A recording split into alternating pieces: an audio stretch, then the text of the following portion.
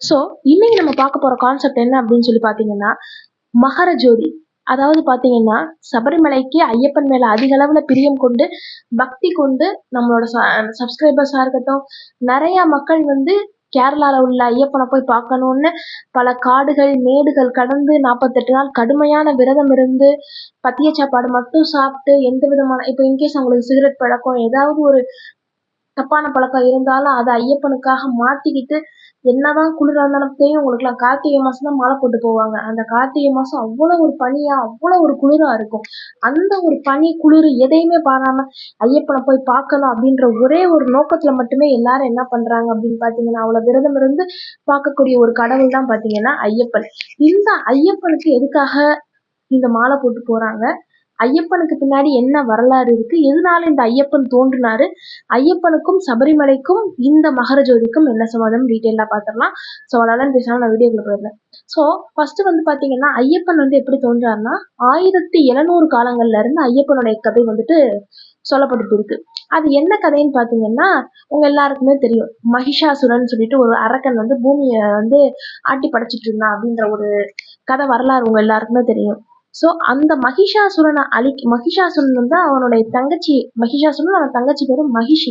இவங்க 2 பேரும் சேர்ந்து பூமியும் சரி பூலோகத்தையும் சரி மேல இருக்கக்கூடிய வானுலகத்தையும் சரி ஆட்டி படைச்சிட்டு இருந்திருக்காங்க. அதாவது பூலோகத்துல மனிதர்களை போட்டு பாடாப்படுத்திட்டு இருந்திருக்காங்க, மேல தேவலோகத்துல தேவர்களை போட்டு பாடாப்படுத்திட்டு இருந்திருக்காங்க. இவங்க தொல்லையை தாங்க முடியாத தேவர்கள் என்ன பண்றாங்க அப்படின்னு சொல்லி பாத்தீங்கன்னா, நம்மளுடைய எல்லாருக்கும் ஈசன், எல்லாருக்கும் ஒரு தலைமையா இருக்கக்கூடிய நம்மளுடைய முக்கன் முதல்வர் நம்மளுடைய சிவபெருமான்கிட்ட போய் முறையிடுறாங்க. இந்த மாதிரி நடக்குது, எங்களை நீங்க தான் காப்பாற்றணும் அப்படின்னு சொல்லி சொல்லும் போது என்ன பண்றாருன்னா, சிவபெருமான் அவருடைய மனைவியான உமையாள் அதாவது பார்வதி அம்மாவை காளி தேவியா அவதாரம் எடுத்து மகிஷாசுரனை வதம் பண்றாங்க. அப்படி வதம் பண்ணி இது பண்றதுல மகிஷி வந்து ரொம்ப கோவப்பட்டுறாங்க. எப்படி நீ என்னோட அண்ணனை வந்து இது பண்ணலாம் அப்படின்னு சொல்லி கோவப்பட்ட மகிஷி என்ன பண்றாங்க அப்படின்னா, காட்டுக்குள்ள போய் தவம் இருக்காங்க. தவம் வந்து பிரம்மனை வேண்டி தவம் இருக்காங்க. பிரம்மனை வேண்டி வந்து இவங்க தவத்துல வந்து மெய்சிலிருத்து போன பிரம்மன் என்ன பண்றாரு அப்படின்னு சொல்லி பாத்தீங்கன்னா, நேரா வர்றாரு. வந்து இந்த மாதிரி உன்னோட தவத்துல வந்து நான் மெய்சிலிருத்து போனேன், நீ உனக்கு என்ன வரம் வேண்டும் கேள் மகிஷி அப்படின்னு சொல்லி அவர் கேட்ட உடனே மகிஷி என்ன சொல்றாங்க அப்படின்னு பாத்தீங்கன்னா, ரொம்ப ட்ரிக்கியான ஒரு வரம் கேட்கிறாங்க. அதாவது என்ன வரம் கேட்கிறாங்க அப்படின்னா, ஆணும் பெண்ணும் இணைஞ்சு பிறக்கக்கூடிய குழந்தையால எனக்கு சாவு வரக்கூடாது. இது எப்படி பாசிபிளா இருக்க முடியும்? ஒரு பெண்ணும் ஆணும் இணைஞ்சாதான் ஒரு குழந்தை வந்து உருவாக முடியும். அப்படி பிறக்கக்கூடிய குழந்தையால எனக்கு சாவு வரக்கூடாதுன்னு சொல்லி மகிஷி வந்து வரம் கேட்கிறாங்க. ஏன்னா பிரம்மனை பொறுத்தவரையும் எனக்கு சாகாவரம் வேணும் அப்படின்னு சொல்லி டைரக்டா கேட்டா பிரம்மன் வந்து கொடுக்க மாட்டாரு. அவரோட ரூல்ஸ்லயே அது கிடையாது போல, கொடுக்க மாட்டாரு. ஸோ அப்படி இருக்கும்போது என்ன பண்றாங்க, அந்த மாதிரி ட்ரிக்கியா வர மகிஷி கேட்டோடனே என்ன பண்றாங்க அப்படின்னா, பிரம்மனுமே வந்து சரி ஓகே அப்படின்னு சொல்லிட்டு அந்த வரத்தை கொடுத்துடுறாங்க. அந்த வரத்தை வச்சுக்கிட்ட மகிஷி என்ன பண்றாங்கன்னா, உலகத்தையுமே ஆட்டி படைக்கிறாங்க. அதாவது தேவர்களை போட்டு பாடாப்படுத்துறது, அசுரர்களுக்கு அதிகமான ப்ரிஃபரன்ஸ் கொடுக்கறது, பூமியில மக்களை பாடாப்படுத்துறது. இதை பார்த்த தேவர்கள் என்ன பண்றாங்க அப்படின்னு சொல்லி பார்த்தா, திரும்ப போய் சிவபெருமான்கிட்ட முறையிடுறாங்க.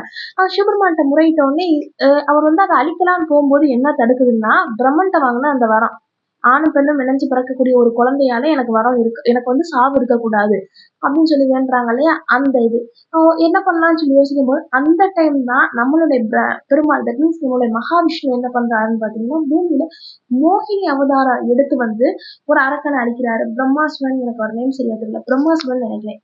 அந்த அரக்கனை அழிக்கிறதுக்காக வந்து பூமியில மோகினி அவதாரம் எடுத்திருந்தாரு. ஸோ சிவபெருமான் என்ன பண்றாரு, அவர் திருவிளையாடுகளுக்கெல்லாம் மன்னர் இல்லையா, ஸோ ட்ரிக்கியா சிவபெருமான் என்ன பண்றாருன்னு பாத்தீங்கன்னா, என்னதான் வந்து நம்மளுடைய மகாவிஷ்ணு வந்து மோகினி அவதாரம் எடுத்திருந்தாலும் அவர் வந்து ஆக்சுவலா வந்து ஒரு மேல், ஒரு ஆண். அவர் அவதாரம் தான் மோகினியா எடுத்திருக்காரு தவிர ஹீ இஸ் நாட் அ மேல், அவர் வந்து ஒரு ஃபீமேல் கிடையாது. அப்படின்னு என்ன பண்றாங்க அப்படின்னு சொல்லி பாத்தீங்கன்னா, சிவபெருமான் வந்து நம்மளுடைய மோகினி அதாவது மகாவிஷ்ணு பக்கத்துல போன உடனே ஒரு ஜோதி உருவாகுது. அந்த ஜோதியில பிறந்த ஒரு குழந்தை தான் ஐயப்பன். ஸோ இப்போ உங்க எல்லாருக்கும் புரிஞ்சிருக்கும்னு நினைக்கிறேன். சிவபெருமானுக்கும் மகாவிஷ்ணுவுக்கும் பிறந்த குழந்தை தான் வந்து ஐயப்பன் அப்படின்னு சொல்லி ஏன் சொல்றாங்க அப்படின்ற ஒரு பேசிக்கான இன்ஃபர்மேஷன் உங்க எல்லாருக்குமே புரிஞ்சிருக்கும்.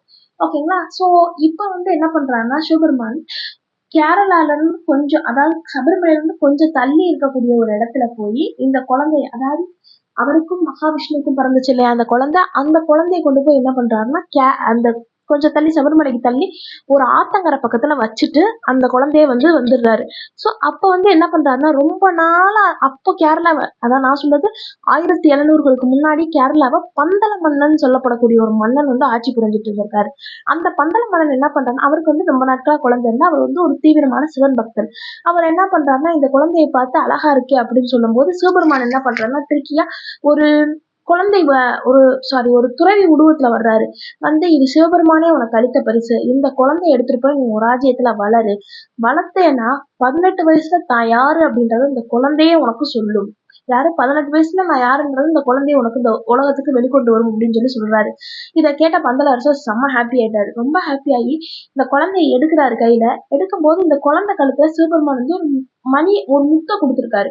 அந்த முத்தை பார்த்தோன்னே இவர் என்ன பண்ணிட்டாரு, அந்த முத்தை பார்த்து ஓகே இவனுக்கு நம்ம மணிகண்டன் பேர் வச்சிடலாம் அப்படின்னு சொல்லிட்டு அந்த குழந்தைய எடுத்துட்டு போய் அரண்மனையில வளர்க்குறாரு. அந்த குழந்தையும் போர்க்கலை பண்பு எல்லாத்துலயும் சேர்ந்த ஒரு குழந்தையா வளருது.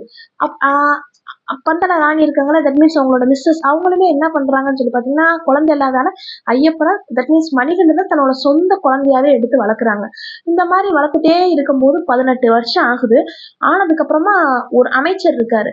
அந்த அமைச்சர் என்ன பண்றாருன்னா, இவங்க நல்லா ஆட்சி பண்ணிட்டு இருக்காங்க, இவங்க ஆட்சியை குழப்பி விடணும் அப்படின்றதுக்காக என்ன பண்றாருன்னா, இந்த விஷயம் சொல்ல மாதிரி மணிகண்டன் கொஞ்ச நாள்லயே பந்தல ராணி கர்ப்பமாயிடுறாங்க. அவங்களுக்கு ஒரு அழகான ஆண் குழந்தை, அவங்களுக்கு சொந்த குழந்தை பிறக்குது. அப்படி இருக்கும்போது நீங்க மணிகண்டனை ஏன் எடுத்து வளர்க்குறீங்க? அப்படி இருந்தா ராஜா அவருக்கு பின்னாடி உள்ள பொறுப்பு எல்லாமே எடுத்து வளர்த்த அந்த மணிகண்டனுக்கு தான் கொடுப்பாரு, உங்களோட சொந்த பிள்ளைக்கு கொடுக்க மாட்டாரு அப்படின்னு சொல்லிட்டு அந்த அமைச்சர் கூட குழப்பி விட்டாப்புல. அதை கேட்டு குழம்பு போன ராணி என்ன பண்றாங்க அப்படின்னு சொல்லி பாத்தீங்கன்னா, அவங்க அப்படியே அகேன்ஸ்டா மாறிடுறாங்க. மணிகண்டனுக்கு அகேன்ஸ்டா மாதிரி ஒரு நாள் என்ன பண்றாங்கன்னா, எனக்கு உடம்பு வலிக்குது, எனக்கு தலை வலிக்குது, வயிறு வலிக்குது அப்படின்னு சொல்லிட்டு பெட்ல போய் படுத்துக்கிறாங்க. அப்புறம் இந்த ராஜ வைத்தியர்கள்லாம் இருப்பாங்கல்ல, அவங்கள கூப்பிட்டு ராஜா இவளுக்கு ராணிக்கு என்ன பிரச்சனை அப்படின்னு சொல்லி கேட்கும்போது என்னன்னா, இந்த மாதிரி அந்த ராஜ வைத்தியர் இருக்காரே அவரையும் என்ன பண்ணிட்டாங்க அப்படின்னா, காசு கொடுத்து நான் சொல்ற மாதிரிதான் நீங்க சொல்லணும் அப்படின்னு சொல்லிட்டாங்க போல. அவர் நீ போய் இப்போ காட்டுல உங்களுடைய மூத்த மகன் புலிப்பால் எடுத்துட்டு வந்தா மட்டும்தான், அந்த பாலை குடிச்சா மட்டும்தான் உங்களுக்கு குணமாகும். அதுவும் இளைய மகன் போக கூடாதா, மூத்த மகன் தான் போகணுமா, யாரு நம்ம மணிகண்டன் தான் போகணுமா. அப்படி சொல்லிட்டு இருக்கும்போது என்ன ஆகுது அப்படின்னு சொல்லி பாத்தீங்கன்னா, மணிகண்டனுமே அம்மா மேல அலாதி பிரியம் கொண்டவர். சோ அந்த மாதிரி பிரியம் இருக்கும்போது என்ன பண்றாங்கன்னா, நான் போறேன் காட்டுக்கு போய் அம்மா அவங்க புலிப்பால் நான் கொண்டு வரேன் அப்படின்னு சொல்லும் போது இந்த மகாராணி என்ன பண்றாங்கன்னா, ஐயப்பனுடைய காலை பிடிச்சு நீ கொண்டு வர்ற பால்ல குடிக்கிறதுலதான்ப்பா என் உயிரே இருக்கு அப்படின்னு சொல்றாங்க. அப்படி சொல்லும் போது இவங்களுடைய ட்ரிக் அவங்க காலை பிடிச்ச அடுத்த செகண்ட் ஐயப்பனுக்கு புரிஞ்சிருச்சு. புரிஞ்ச உடனே அவர் அதையும் தட்டி கழிக்காம போறாரு. போய் என்ன பண்றாரு அப்படின்னு சொல்லி பாத்தீங்கன்னா, நம்ம நாரதர் இந்த இடத்துல என்ட்ரி ஆகுறாரு. என்ட்ரி ஆகி என்ன வேலை பாக்குறாரு அப்படின்னா, மகிஷின்ற அந்த அரக்கி இருக்கா இல்லையா, அவன் முன்னாடி தோன்றி என்ன பண்றாருன்னா, உன்னை அழிக்கிறதுக்காக ஒரு குழந்தை அந்த காட்டுக்குள்ள வந்துகிட்டு இருக்கு, அந்த குழந்தையாலதான் உனக்கு அழிவு அப்படின்னு சொன்னோன்னு இவ சொல்றா, எனக்குதான் ஆணும் பெண்ணும் சேர்ந்து பிறந்த குழந்தையால அழிவே கிடையாது அப்படின்னு சொல்லும் போது நாரதருமே இது பண்ணும்போது ரொம்ப கடுப்பேத்துற மாதிரி பேசிட்டாரு. பேசினோடனே அவன் என்ன பண்றான்னா, டக்குன்னு ஐயப்பன் முன்னாடி தோண்டிட்டு, என்னடா என்னை அழிக்கிறதுக்கு உன்னை அமைச்சிருக்காங்க, சின்ன பையனா இருக்க ஓடிடு அப்படின்னு சொல்லியிருக்காங்க. சொன்ன உடனே ஐயப்பன் அவ பேச்சுல ரொம்ப கடுப்பாயிட்டாங்க. கடுப்பாயிட்டு என்ன பண்றாரு அப்படின்னு சொல்லி பாத்தீங்கன்னா, அப்பதான் அவருக்கு புரியுது எதுக்காக நம்ம இந்த உலகத்துல பிறந்திருக்கோம், இந்த யுகத்துல நம்ம பிறந்ததற்கான பர்பஸ் என்ன அப்படின்றதே அப்பதான் அவருக்கு புரிஞ்சிருக்கு. புரிஞ்ச உடனே என்ன பண்றாருன்னா, அதிகப்படியான கோவத்துல அந்த வில்ல எடுத்து அம்புல வச்சு அவன் மேல ஒரே ஒரு அம்புதான், எதாலும் அழிக்க முடியாத ஒரு அறைக்கு ஐயப்பனுடைய ஒரே ஒரு அம்பு பட்டு அந்த இடத்துல உயிரிழந்துட்டா.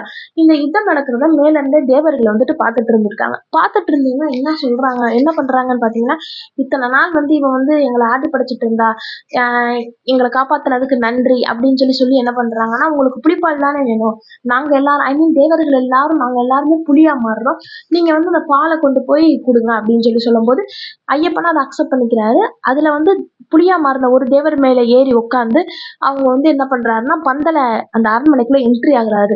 அந்த பந்தல அரண்மனைக்குள்ள என்ட்ரி ஆனோடனே ராஜா ராணி அமைச்சர் எல்லாருமே செம்ம ஷாக்கு. அப்பதான் அவங்களுக்கு புரிய வருது, இது ஒரு நார்மலான குழந்தை கிடையாது, இது ஒரு தெய்வ குழந்தை அப்படின்னு அவங்க புரிஞ்சுக்கிறாங்க. சோ புரிஞ்சுக்கிட்டு என்ன பண்றாங்க அப்படின்னு சொல்லி பாத்தீங்கன்னா, ஐயப்பன் பந்தல ராஜா கிட்ட என்ன சொல்றாருன்னா, இந்த யுகத்துல எனக்கு கொடுக்கப்பட்ட வேலை முடிஞ்சிருச்சு, இந்த யுகத்துல நான் வந்ததுக்கான பர்பஸ் நிறைவேறிச்சு, நான் போறேன் அப்படின்னு சொல்லி ஐயப்பன் சொல்லும்போது அந்த பந்தலராஜா வந்து 2-3 வரம் வந்து ஐயப்பன்ட்ட கேட்கிறாரு. கேட்டவுடனே என்ன ஃபர்ஸ்ட் வரம் என்ன கேட்கிறாருன்னா, ஐயப்பன் கையில ஒரு வில்லையும் அம்பையும் கொடுத்து, நீங்க வந்து இந்த வில்லம்பை எய்துங்க. இந்த அம்பு போய் எந்த இடத்துல விழுகுதோ அந்த இடத்துல உங்களுக்கு நான் ஒரு கோயில் கட்டி எங்க மக்கள் எல்லாம் வழிபடுற மாதிரி ஒரு சாமியை நான் இது பண்றேன், கோவிலா கட்டுறேன் அப்படின்னு சொல்லி சொல்லும்போது அவரோட வேண்டுகோளை அப்படியே ஏற்றுக்கிட்ட ஐயப்பன் என்ன பண்றாரு அப்படின்னு சொல்லி பாத்தீங்கன்னா, அம்பை விடுறாரு. அவர் போய் விட்டு அந்த அம்பு விழுந்த இடம் தான் நம்ம இன்னைக்கு பார்க்கக்கூடிய சபரிமலையா இருந்துட்டு இருக்கு. ஸோ இந்த மாதிரி சபரிமலையில போய் விழுந்துருச்சு, கோவில் கட்டிட்டாங்க. செகண்ட் என்ன கேட்குறாரு அப்படின்னா, வருஷம் ஒரு முறை நீங்க வந்து எங்களுக்கு தோன்றி காட்சி கொடுக்கணும் அப்படின்னு சொல்லி கேட்குற அந்த நாள் தான் ஒவ்வொரு ஆண்டும் தை மாசத்துல வரக்கூடிய முதல் நாள் சுமாரா 6ல இருந்து 6:40 மணிக்குள்ள மகர ஜோதி ஏற்றுவாங்க. நம்ம திருவண்ணாமலையில தீபம் ஏத்துறாங்க இல்லையா, அதே மாதிரி மகர ஜோதி. இந்த மகர ஜோதியை பத்தி என்ன சொல்றாங்க அப்படின்னு பாத்தீங்கன்னா, நம்ம ஸ்பிரிச்சுவல் கடவுள் மேல நம்பிக்கை உள்ளவங்க, ஆன்மீகவாதிகள் நம்ம எல்லாம் என்ன சொல்றோம்னு பாத்தீங்கன்னா, அந்த ஜோதியா ஐயப்பனே நமக்கு வந்துட்டு காட்சி கொடுக்குறாரு அப்படின்னு சொல்லி நம்ம சொல்றோம். அதுக்கடுத்து சில பேர் என்ன சொல்றாங்க அப்படின்னா, இல்ல இது வந்து இவங்க அந்த அந்த மகர ஜோதி தெரியக்கூடிய இடம் வந்து பொன்னம்பலமேடு, சபரிமலைக்கு பக்கத்துல பொன்னம்பலமேடு அப்படின்ற இடத்துலதான் வந்து தெரியுமா. அந்த பொன்னம்பலமேடு அப்படின்ற பகுதியில ஆதி திராவிடர், அதாவது பழங்குடியினர் எல்லாமே இருப்பாங்க இல்லையா, அவங்க வந்து ஐயப்பனை நினைச்சு வழிபட்டு திருவிழா எடுக்கக்கூடிய அந்த ஒரு டைம் தான் பாத்தீங்கன்னா மகர ஜோதி. அவங்க அந்த திருவிழா எடுக்கும்போது காட்டக்கூடிய தீபங்கள் தான் நமக்கு வந்து ஜோதி மாதிரி தெரியுது அப்படின்னு சொல்லி சிலர் சொல்றாங்க, அறிவியலாளர்கள். சில பேர் இந்த பகுத்தறிவாளர்கள்லாம் என்ன சொல்றாங்க அப்படின்னு பாத்தீங்கன்னா, அப்படி அப்படி ஒன்னே கிடையாது, நம்மளோட இமேஜினேஷன் தான் அப்படின்னு சொல்லி சில பேர் சொல்லிட்டு இருக்காங்க. ஸோ இதை ப்ரூவ் பண்ற விதமா 2000 காலத்துல மனோஜ் அப்படின்னு சொல்லக்கூடிய ஒரு பத்திரிகையாளர் இருந்திருக்காரு கேரளால. அவர் வந்து என்ன பண்ணிருக்காரு அப்படின்னு சொல்லி பாத்தீங்கன்னா, இங்க என்னதான் நடக்குது அப்படின்னு சொல்லி அந்த பொன்னம்பலமேடு அந்த பகுதியில வந்து போய் பார்த்திருக்காரு. எஸ், அவர் நம்ம நினைச்ச மாதிரியே ஆதி திராவிடர் தான் அந்த இடத்துல வந்து ஐயப்பனை நினைச்சு திருவிழா எடுக்கிறாங்க. ஸோ அதுதான் வந்து அவங்க தான் வந்து திருவிழா எடுக்கிறாங்க. அந்த தீப்பந்தம் தான் நமக்கு வந்து ஜோதியா தெரியுது. ஸோ அப்போ வந்து நம்ம அந்த பார்த்ததெல்லாம் பொய்யா அப்படின்னு சொல்லிட்டு நம்மளுடைய ஆன்மீக பக்தர்கள் எல்லாருமே கேட்டாங்க அப்படின்னு சொல்லி பாத்தீங்கன்னா, அது எந்த இடத்துலயுமே பொய் கிடையாது. இதுக்கு பின்னாடி ஒரு ரகசியம் இருக்கு. என்ன ரகசியம் அப்படின்னு சொல்லி பாத்தீங்கன்னா, மகர நட்சத்திரம் அப்படின்னு சொல்லி சொல்லுவாங்க. ஒரு சில நட்சத்திரம் வந்து டெய்லி மின்னும், ஒரு சில நட்சத்திரம் வந்து சில மாதங்களுக்கு ஒரு முறை, ஒரு சில நட்சத்திரம் வந்து பல நூற்றாண்டுகளுக்கு ஒரு முறை தான் மின்னும். பட் இந்த மகர நட்சத்திரம் வந்து அந்த மகர சங்கராந்தி, அதாவது இந்த மகர ஜோதி ஏத்தக்கூடிய அன்னையை தான் நம்ம வந்து மகர சங்கராந்தி அப்படின்னு சொல்லி சொல்லுவோம். அதாவது ஒவ்வொரு ஆண்டும் தை மாதம் முதல் நாள் மகர சங்கராந்தி திதி என்று, அதாவது ஈவினிங் வந்து ஒரு 6ல இருந்து 6:40, சுமாரா ஒரு 6:40 தோராயமா வந்து இந்த மகர நட்சத்திரம் வந்து மின்னும். அப்படி மின்னக்கூடிய இந்த நட்சத்திரத்தை தான் அந்த இடத்துல இருக்காங்க இல்லையா பொன்னம்பலமேட்டுல ஆதிவாசிகள், அவங்க எல்லாருமே பார்த்து ஐயப்பனா எடுத்து திருவிழா எடுத்து கொண்டாடுறாங்க. எப்படி பார்த்தாலுமே ஐயப்பனுடைய அருள் வந்து அதை பார்த்து நம்ம இது பண்றோம். ஸோ ஐயப்பனுடைய அருள்ன்றது வந்து எந்த இடத்துலயுமே இல்லாம இருக்காது.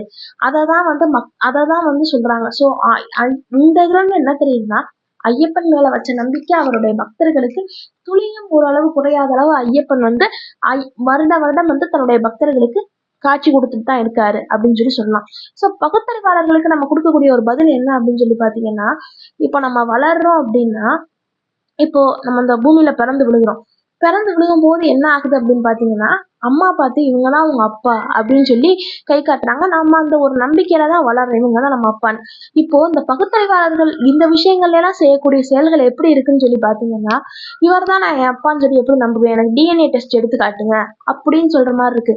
இது நான் யாரையுமே புண்படுத்துறதுக்காக சொல்லல, இது வந்து அவங்களோட நடவடிக்கையை வச்சு எனக்கு தோணுனதை நான் சொல்றேன். இந்த மாதிரி நீங்க என்னோட அப்பா நீங்க தான் அப்படின்னு சொல்லி DNA டெஸ்ட் எடுத்து காட்டுற மாதிரி அவங்க கேட்கக்கூடிய கேள்விகள் இருக்கு. ஸோ பகுத்தறிவாளர்கள் என்ன பண்ணலாம் அப்படின்னா, இந்த மாதிரி விஷயங்களை ஆதரிச்சுட்டு மூட நம்பிக்கைகள் இருக்கு இல்லையா, அதாவது இப்போ உள்ள மூட நம்பிக்கைலாம் என்னன்னு பாத்தீங்கன்னா, ஒரு பெரிய ஃபேக்டரி கட்டணும்னா அந்த இடத்துல நரபலி கொடுக்கணும் நம்ம, அந்த மாதிரி இப்போ மோகினின்னு ரீசெண்டா ஒரு மூவில கூட எடுத்திருந்தாங்க இல்லையா, அந்த மாதிரி நரபலி கொடுக்கணும். அதுக்கப்புறம் வந்து இந்த கோழிகளா இருக்கிறது, ஆடுகளா இருக்கிறது, இதுல எல்லாம் எனக்கு சுத்தமா நம்பிக்கை கிடையாது.